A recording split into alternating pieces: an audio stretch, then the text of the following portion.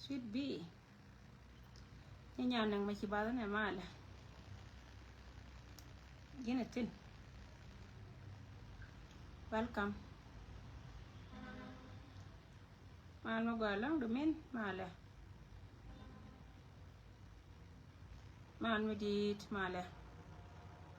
Gitchul mà là. Welcome na ideal ngwe kanga kan tempo washing. Biare Kamal. Nas boys mala. Nis mala dia. Lulke mala. Nerian dia nyora Kamal tera bala moy kadit. Tera to do gora baba lat. Longo ko biya shia mala mo go along. Nerian dia Kwashia kane kon. Brother Chual got keglia mala. Mala yandial. Yep. My boy. Mala. Division 20 Biba. Say nerian tabanga Division 20 dial mala. Mano di long nera mama na kon.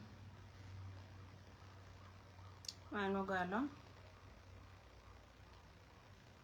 Mala brother quiz. Mala.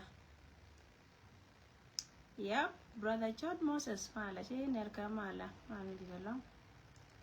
Lim mal mugwa mala medit mala.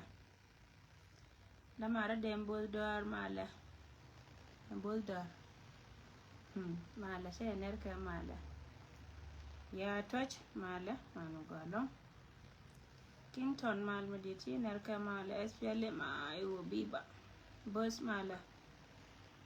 Ya shia rong la wa shia shop kana ito ko ne dia to lo nga ko be message dan be shia kana kon arama je nong malde. Rama no ma lat ke ne to kon chelka Division 20 ko shia karama lo je bi chog liang beda. Ko chiri udiana na ideala lar ka gato an chiri udiana na ideala maka ne jema lat ka tana la bana kare ko kan panken be ga baliang ba malumar kula lo jawa ken yan ji malumar dia she welcome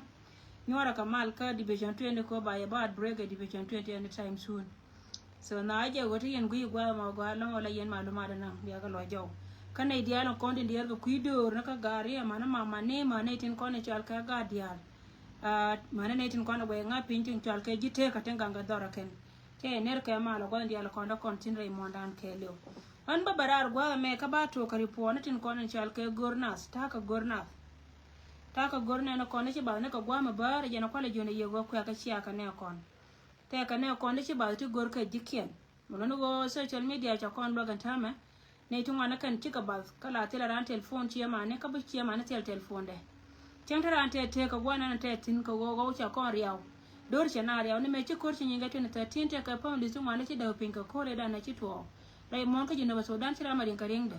anta me ci gwa ci me chana te ka social media me je korotin gor ka je wajen ba ne kon ba ka lungo ka ba ka chon so ba tu ka gor ne na ramen nyama de gor ne ka de kon to nyima dan me ci roi pan ka tiam me chal ke meri lakin meri information kan la ful mi wi jor na me wi waje lu ni jaw information ci pul ko wajen kila no gwa da na je ka da mor kan shi da kan ya mention mi chan ku ka chot che da ko kila ro go pu wajen me dan je kan ko en ka ye chan ba che go gwa na te tin ka shi awlen wace ta ka gol ka jen ci ye da che jen no go gol ja te ka ku lo gor gol da mor lakini point da mor mo waje wake bi shi da belian gwa na te tin wono wa mate ka rangan kilat bi shi da belian so kan wa kam shode da man dan she da mor en gorke mo kul ta ga da ko na te ka ran shabu goro wa ba joni je shega ci dab ka damara ci dab ka wurmu ci liw kata shiya mane ta ka kana je ka shiya mane cha ne bulonga je so ber lu ni jaw bi ngaben kam ci da mandan ko jen ba ko le chal ko wo shega me ku je bi shega ba kon linga mana gaat ke ba kon linga kan ka social media mane naitin kon ta ngai ka jaba kana da kon ta ka chomal ci ne da kon ta karan ba kon ci linga kan ba kon lo ka gorda mandan kana gole so rai ma ba lo nyimare meri go jendira men nyamende chioda me de jakon kam ji ka de ne te kon ne ci ci ruko siang de ka gor badanta ma kan choran kan yangun lu ne kan ga dunga kam choran wana mete kon ka damandan che gan mana kon dara uti jen ka kobo ka 11 months ago je ka kobo la woken jen chiga baryaw kama dor machal ke buru bi kana dor machal ke gambela kanga de to chiga jen ni tar ke 2025 ala wo beneda ne be ka gwa da ne ba ka baryaw sin ba baryaw ka buru bi kana ngai wo chiga liu che ka teka so gat ke radian adaman mun report gat ke radian adaman mun report chama jo wo bielong ka bine de kono chal ka gang dor kir mo wa chod me wa chu ngai ken ba chu linga ken jen je ka be kan dial ka gada ko be kan daro lakin gada nana kula te ga dama na ci report che no wur nana ko la gor chala ma yanin kan da dama na mo ko la jal ke la friend na mo chala gad guey so chala gad guey so jen point na gad guey kana ma yanin ci ka jiena la waje ka ko ba wa ka gambele wada da na baka bari autin baka bari au ka buru biye so anta ma cha kon kula jojin brother mayan yena gargue mete ka ramenen nga kama na itin kon chal ka gang dor kir ko jen tikana belinga ndare da na wojen chalare ichara mad ne de kon chal ka gang dor kir badan ta matela ka to cha je ngaje wa cha kana jang te ka buru biye che cha ka che teka cha nga muno go gara da raw cha ya gore family skun en wojen de yara nyos mete jen teka de yara nyos kami chiga wara i gang dor kir ka dong chi yeken chiga jen gar dia lo kon tar ka kor ngai ka rodien mun go yen gar dia lo kon te kel ka gang dor kir mite ka gar ti di cha join na ken chira ya chala de siama ne go jen ka dare gwa de da na che bento ka 2025 fa belin wo cha ramat gang dor kir mun go jen panken ka ne titi oh wow okay baji inbox yen dong miti ka ngai ka jen mi che ka wana thank you so much. Yes, mana naitin kono go yana ka chumal ka South Sudan. Thank you so much, thank for watching. Ka chumal Sudan sorry, she South Sudan ka chumal Sudan. So right me lara je yen gare dial en go jen de yen me de yen la let en go jen de yen ka gor kan gare. Mi kan ne ka yakel ka de ka jogo nyo rodun ko baya ngai sie morukun.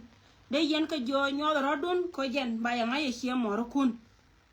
So right me jen ande gor de lar na mo ka kuida mandan Michal ke mayanen chala mayanen kana garman Michal ke gargue kan chiga jen ka kobo ala go kan chiga banri au ka bura biye chiga ben bas ka bura biye gwana bagzin e waga bura biye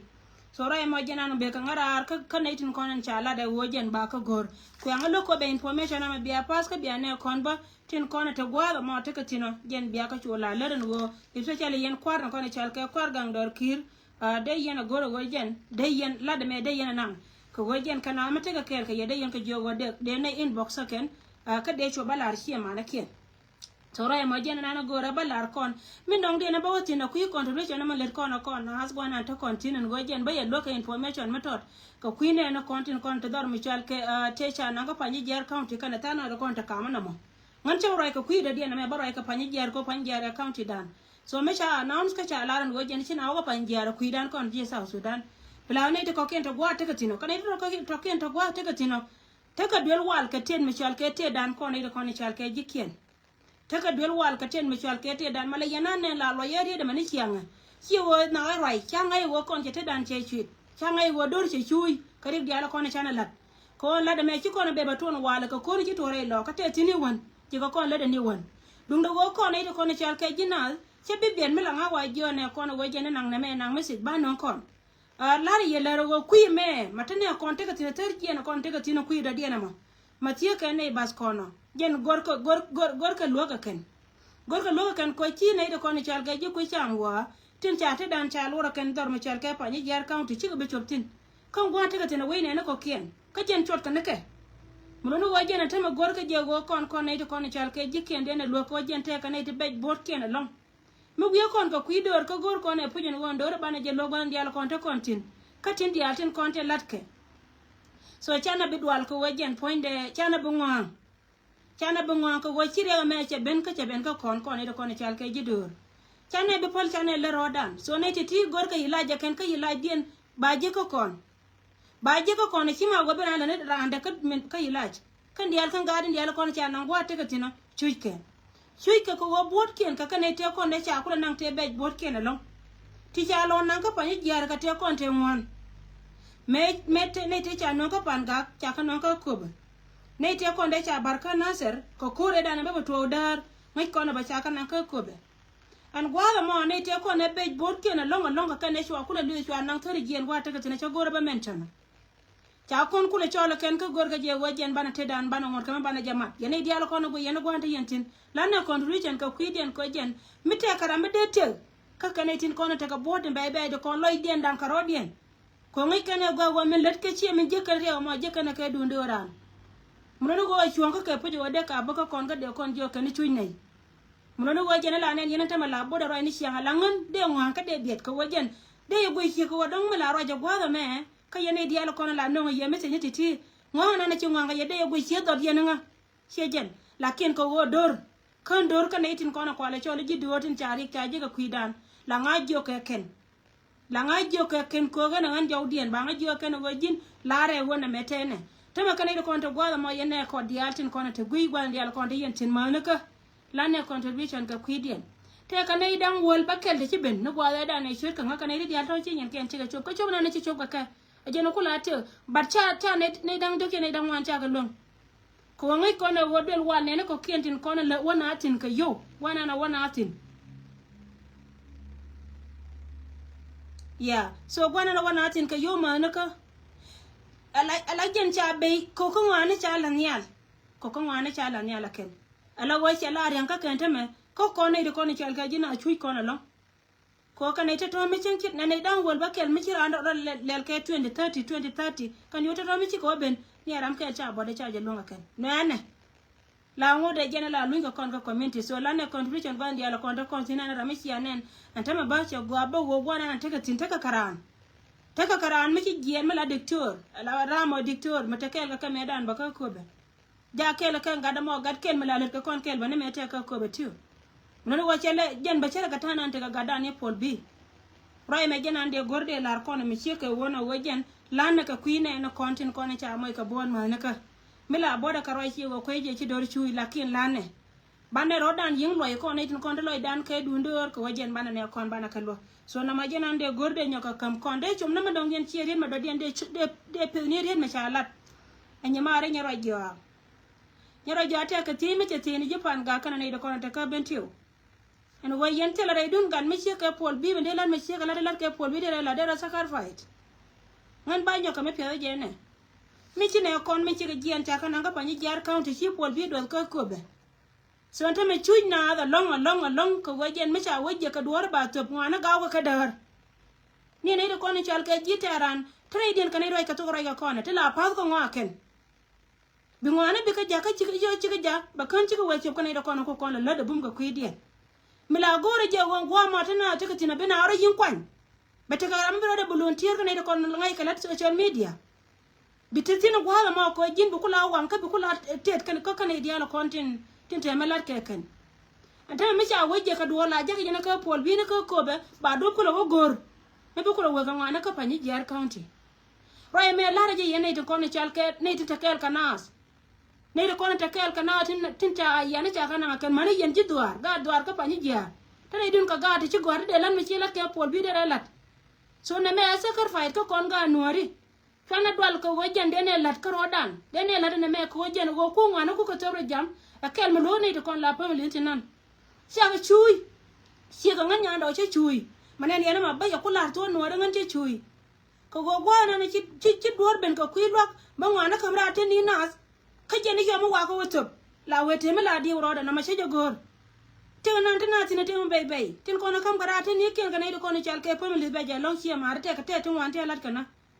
mun go go na je na pujo wode ne lat ka de wa de ka la wa ko gwadien so rai ma lar je ne ite kono te ka pani jar kana jipan ga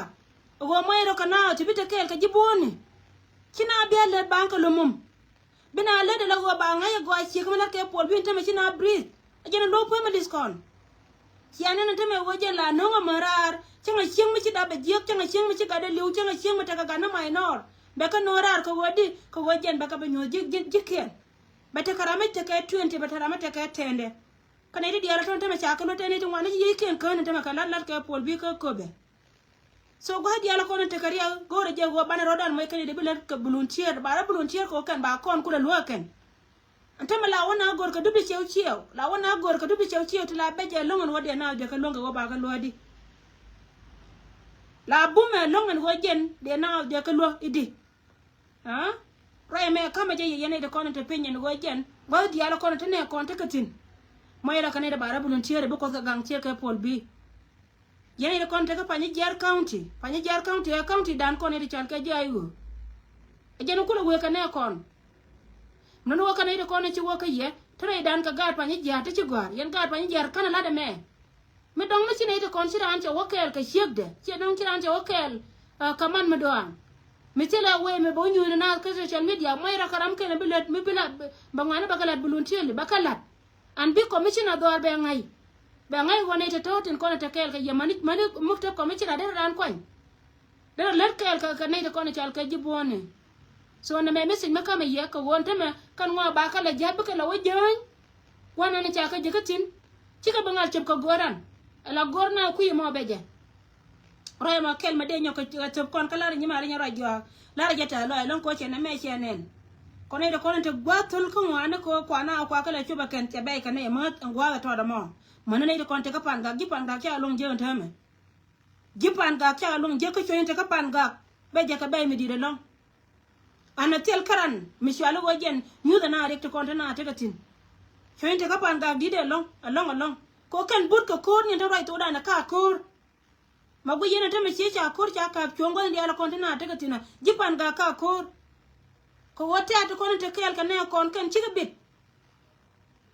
so kan de kono cha kula kan wo kan ba na kan ka pin but ko kor ni chiang ka chiang ai do wo cha daw na ka gwa mo ka piu cha da ka gwa mo ma ta na chiang ne ka chiang ni chiang na re yeri so gore je go gwa mo ba yinte karan me bila wang nas kan di ala kono cha ka jisem da yala da mo da yana kan no ma jena ande gorde nyoka malara kon roi da men dong dien ya ba woka ne da kontre loka te ka man da chenen ti roi ka walga yen man di ala kono ci roi ka walga ngan nya mara jangan nya ndaw shala nya ndaw pal ngan nya walga apa yam da menan ngan nya ko ba county bat cha ngada bala wajen gwa da ngati ne menan me shala da cha yetin te mo gora ba kula lar yangan te bebel yen man di ala kono cha nora a shawkun ten cha wam ka jo ka roje ngan te bebel men te bebel ye go ku yen malad yene ko du mo nga yen malad yene ci ada roere ngeza milaran milare milinga je ci ada roere ngeza ko wal ga nges tele cing be to dole ka mandi atin kono ci roite ci ben ka wal ga tame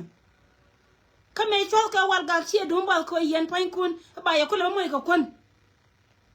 a lo du na me da ne no yeriyo cha yen na cha don kun ka gad kun cha kana man wal ga milar ka je gote ka ne ti bira antel man tu da ka bira antel man don ne wala ka yen liya ga da na ci to ka ko ba west aliya me be cha par ka liya ga da na ci to don ma chal ka pasai liya ga ci to ka ko ba west chere na ka liya pasai ka discount e wal jam kana te ko ne na ka ye kan ci ka ne nan ajara me da na ci ro da yai en go be na wona bu ni jen ga du ne ga ku yana la kiyere we ka wal ga ya ko la lar na me ko yen ka yen man ti hal te re chem ku yen man we ka kume ba bai ka yaga tung nas ka lenga jagwa ala mal me wona tin ka tin yetin wi sha ka da doran kon law cha da counties da raw cha ka kam kume espela iwo county ke la jena ko ba county kana nyiral county ajena ku yen la nen chenga pan me chi ka chup ka ko ba cha ka wo woitin wo ka ko chi gwadien cha mal do ya ga kana neke antama kan eti diala kono charka ji ku mes fela iwo min jel ka chika jel ka ba woko gal ni kien me chika job chenga dan ka walga me cha jeni ye yene to kono kwara choro ji chim ti shol yero do ka yene re ga ti tara kor ka wacha ala ba non kon to ya gol kan yene chi ajo ne ke chika woko et kwata dien go ambi ka nyurtin gar me chalka nyirol county rayene na lad yen man to kono raj tin cha ja chawkun Point county na ni chal county akobo no wi kiara manarar e ku mes fele ayo de ye jogo maka yene ri chiaro don mat wul ma chal kere gai wi aka pajut ye chi pajut wi aka pokta de ye jogo wi aka pokta ko menan bialia beliano yen mano kon right la yene chiao mala re gai beliano menan ko ji do arte kon kwala chole ji do atin cha kam dor meten re ngonni kan ete kon chi gar me da ka wit ko ne chal ke wit South Sudan kan mo wa gor lu ka dori nan mo wa ko yan ma cho kun bina nye nyok ka kan cha kor cha lo ko je bi lo liu min nen yena taka bedan gwanan lo kan liya dun yen cha tan ko no kwala ganga ken agani yen mi te kamal me chiane ne rai yen la yen chi ro dun je ko cha jang de ta ko wate na ka mo tunu kun ka wan ka del kun ko ka jang te wa te dor me cha ko be te wa ni te ko na gad kun te ko ne chi ku le ben te me ka kan te chwa ko del kun ka ne wan ka te wan ka gad kun ka kan te ko te wan ka del kun ka kan te na ka don kun mi chi lo dun be je ya par jang a chiane kun te wal me chi ka parwe jo ne ye ya ka pa jut ala ro ina ni chi ala yen manda ko na right arwai mi jembe tarun tiam ba tarun tiam ba wa pot la ra je yen go yen manda ko na right ka walga ne na tan kun ba ka kai queen ka right tan kun ka walga ka yen man walga ai la yen de dor mi chal ka ko bo de da de county e de mo ka county da rew wur mi chal ka re ga cha pa ya me de ba la pin ka kan de chi ka pa ya ti lot til la ka gwa mo ga tin ka pa ya ni protect da ka ni ye nuari mwa watu wa jenke na poinda akoba bebene puja wa bateka county daro lakini babene la waje na be state si abangor la jidong le state bia berar la jibe state ajen bia kuteka county daro yanji ko mama munena ko si abateka rar abaya daro ya gai lar ka je ika yenjira ara ka jira yo mika chienya tila chia manere ya gai mukuri yena go ba dordo wal ga swara nyo ja ka zunkur walga konji walga chega konji ma ita kan arka miki alara go yen pan kuni chia wo ko ga dunu re ga ko ga yen chia nya kwa wo kai queen ya ka kai queen bia re ga wo chol tin chia bia presin kine re ga lo konji walga te che dorin chwa ka ya don kiena kine lo ko re ga kine ibe lo ko re ga ana na ma ba ko nyo lu jaw miki aku na go be we da na ka yen mandin chal ka mane da ba a chia ra na ka ra na la na ye to de ogo me ka yen man chienya ka gor yene ba county akoba ba da kreo kwa waka ka kai queen me ba bara na county din ndi kai queen ka te gare do ne ya gai me no ndi na banyo la ya lakat kuna na ci bere lo ka ci ko ya ga ci no ya te lo ko ri ka me ci ben one food for gram me ci ben rai dor me chal ke mun lal me cha daga kuma jino Sudan me ci fel ana gwa me te ka da ba lo an charge lo ka kui kwar me chal ke gai ala ran ka bana dor me chal ke jongle state lo ka ka wokan ka jiyo me rai ti chane ti liu cha ka ne ken yen cha ngang mo no kon right kan right der ba ka sha dor kun cha ka wang ba ya wa dor cha kun ko na ka te me ba je ka gai tim bi aje ki tuk da ka kuwar ya ga ya go bala kuwar ka te me sha la rai lo ka pala kai ni dia la ko na ba wo kun ba ka ba lel ka je agana rai lo ka chware de ka tu kun ma na ti martin chware martin en cha ngang mo no ko na bia ku ite ka me lu ya na ka la de chi man wo chi ka wo ga kum chi wo ga mala yene ite ko na kwa la gang ni ya wan me tu ga chi dundun go ba ya nang ra du ma kan ya nang ra ne da na kan ya par wo ko ba de ya ne ga nga ten ka ga dia te kon te lu ko wal ga te cha ra top ga dundun top ko dem ke dundun ne wo ba re lo ka chware dundun ko go me chi kur me se ben ka yen tin chwa wo ga cha nak tenina chwa gor ba tan ko nan ki dwa chwa gor ba tan ko no ki po bo go bia chop ki po bo la jar ka do ka ga cha ban ni ka ga te na ka wal mai yen cha nga ma no ko right te tu wal mai yen te la ga do mi cha na ka je ke dundu ko chi ke na gor ba ko hur kel ga ya ba ya wo yob kel chwa ko lo ben ko ra chi ata ni pai ka ko bo chwa lo ben ko ru ni chi ata ni pai me chi ra ka da me chi ra ka da yen cha ngang de ko right bang lo ra bang de ya wa chau ke ni te jai ri ye ka ke kyu ga lo ko lo ko run a chi ka ta ni pai me chi ra ko lo da me cha ma tu ri te ko na ma ka tin ma ya ko la cha ka len ka chi yer tiang ka na la linga go a chwara ling mis ka chwara ling cham ti ye men mra ka ye wi dor me chal ka wal ga nan chi ro ka chi ka la man wal gaga we wona ka lenga me gwa ko isur dan ko ne chal ka gadi na special kon gan ne bel me la linga na tare lo ka te ke te di jima yema ci amelin te la jima yema ci ay ajene kula ga nga chenga dan o ine pa te ke te di an be beto ko kuma sel pa la kuma chene me ci ga me ci bere dan ko lo ce to today en wajene chene te ke te di te jima la te di so dar mi shal ka wal ga chwara ja ka zun ko la wo je ne biya batatin biya kai ba kai tinte ga kuma da gayan bi tinte la kuma da gayan nyoro ka wal ga let me tell you guys mu gori na baro ku tu bana tu alar ya ni go akal nga jani ko yan changa ma na ko na cha ja mu ko yen me la ro da go ga siya mu gor ka ne je go yen biya te dor mu ko yen alar ya go biya li go wal ga mi siya ja ka zun ko a cha ya ku nyam yene ni ko ala gang ni ye biya na ni wangdun an biya tonde gorjat biya tonde gorjat biya wurkan jat da mi yen tonde tin yen mana to here yene ko ni ade la de biya benu biya baro ite ga ga dun biya praise de ga china elo te de yete la de ga ka wal gang ko yen man wal ga da tuwo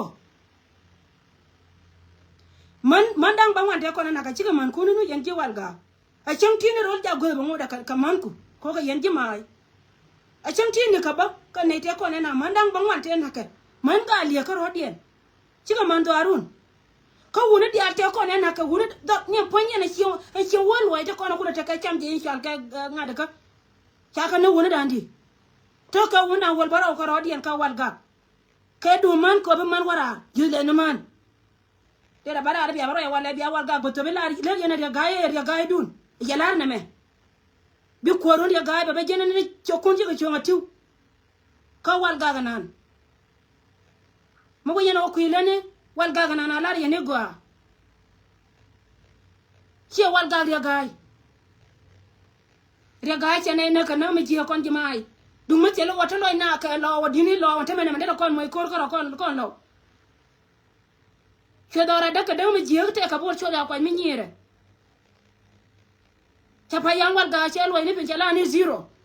dere ba we be baro en tamme leg te ka man ji mai re je te ka man ka ji mai jen ka aponyir me da ne lo te man ka ji mai re ga an gwana an ke ni te ka ga nyi man ti are de nyanga nyamra je nganya nyi man te ka ga nyi man ti are de wal ga na jen gwa mta ga nyi man tin min ci on menen yene man te joda me chal ke donga ga nyi man ango fi odor che nyi man che chwa ba de yena be chola gar nya ja rola wi aka pa jut yen ba jwa man da kon ra ke don kwan tela ko ga mi chano an ko nana ci benen yena non ka torbiyeli world food program mi luog mi jen ko wajen che kuma South Sudan nan cha go na kan ba blog ba che lok chane dia lo chi ma gwa ke ramani jang te ko na yaro nyo yot ka te je ka ngada ka te je ka wurur cha ka lo ka pa jut ka pokta cha ko lotin so joni ya tela ya gai county re dar ka ko ba county tela je tela gwa jero ila yena mo yen man dia la kon raja dam bang ku yen melat yene cha ko lo wa nyame so kun ko ara la bon pinjo kamera ka ku ala baro e dam ka social media ya ro e dam ka social media ba ya ko lo gor yo ku yene gor ni yo jin chena na biya ko la ra gwa wona ne so yi jobe be ne na ka ba ko joy ka ji di ro de ba nyo ka wo ba lo ku le na di ba joy ko ba la randi ko joy ka mi ji no na ka mi ji a jin chen ma ci da ba pu jin ngai bai da ba kan ga te cha na wal jam ko be ka ko wa dit bu ni dial mana ga te kan ko jin ngai bai da ba ci ga chap jin chiamo a wi ro da ka ga mi ponchen mi china na on wal ga pa ya ma la ye ni go jen go ba na tutin kon mor jen go ba na tutin tore la ke la da mo me la ka je ke le me dan por ni ka ko ba wi kier cha la de kan jike cha wal ga cha la de kan ta ma chelo ni ka zero tela matatin chimandi cha kwen ka hogwal ga ji ga de rai nan e gorne county dun biya je cha re ma cha lo bi state ko la barar bi state ba barar ke ba barar ka kuma selfa biya ran ne ke li jang ba la ko ka ne ko ni kiyan bi state ba kamrar ke kuma ya ma cha ta ba kamrar ke kuma selfa nan shi de menena tok ba akoba county ba te ga county daro shi ade menena tok ban mo kuma ya ma cha ro ben ba te ga county daro an cha ba da ni je jira har kana jikiya ba na gwel ko rarte jaja kan kirte ga jaja ka te jimai fara dar daka kaina ya gaide te la gwamu wetin ga ka kuma ya ga cha gen ti do ni ndara ko rodien ba chol ba campaign ya gaidun biya kula woni ka yen changa ko na kina ara ko matin maman mana da bata la lokai dun cheni kan mana da bata la lokai yin cheni kan biya kula ara ichi lo da giyo longo ichi anai te ko ne no ka mala ichi kula banna ha kana te ko den naka guru kuna kan naka chaw kuna kan ashe ma ngoy man wa longo ne manati ngoy ya wa longo ne me mante jangte naka ke kan manu wo mariya jangte naka didji ma ya kan ka kan de yeno para ka to e ka jima la ya gai akui ngwane me tede na maka yan mana to akui ngwane me tede na ma te ka rabla no chi mana ko kan na no ne ya wala we ko ne ye yo ni me jo ya ba ya mo ka wifi biya we gor ne mana zaman de wa kam tanga yes ti dia ko no ti yen ga cha ka je ka mal kane da ko kan ka ka kon ku yene da ya kam gor yene ai da kam gor yene ka ko ne da cha gar ken cha kana kine ko liu kine jang ba ja ka nyora gar nya le aduno yene wono kan ar kana na la yene go ja tin ka tin ji chen ka tin pal kan ye ko ngai ka je ka january lo kano bi dun janga ba pa mo yene ku ile ne bi la cha ba na ke ga jang ku ne bi alim beta go bira liu ka yente dia ro nyeza to ko ti cha la re do aran ci ka go kana mai to men cha la da ya gai kana mai to ne wal ne me ku nei pi ko nya ndo ti ci ma ki ne ku tung cha ka dong kana mai to go ba di lo ka ba ga bongot kana mai to yene mi go men la lel ke ci me go dung me kon me be ka ga che de cho wiki kan reason kwana be ga kwana wi yalul be ka te da kobo ba wo ba dar mishal ke nyirol ka ter kwar mishal ke kwar nyirol ina ba ko Wuror County ba wo ka ter kwar mishal ke kwar Wuror County mishilo nyur ka ta ga da ne te ga ke a cha ko ya ga cha bu ya ken twara na ku yen man te ja indaro wal ga chi loy ka ro de na wal ga gima idea kan jido le dan dio an tela ga chi loy te pat ko chi den pat den ta ma ka tita kel ga jen changa ngana ne chal ke mangu ke loy de to che te ti loy de je long wode mande ka roy ka je roy mo so roy me lar je yen ji wal ga kama ne yen mana ko la wa kang re jam wa lo gor yo la wa ye le la ba ya kutur bi ko ra dam ra ye na dam ne ne ye ngai no te nyen jani ya ma cham jang ye mai kam ngu la na cho ku ne run e yara ba mat ko me janga wa ma kan ye no ko ta ga na ku le tu ka gang dun kala dora le to wi aka panya go kana pokta wi aka panya go kana pokta mo go ne biya te mo ye no ku le ne ra idon dam la ye ne go te le tene le ba no he biya ka ba borro ka wal gang nan tele to jaro ya lare ye na mo ye ne tin kono shal ka ji wal ga to ra kem man kono kan ko ne mana te jahine to kono ra ke ra na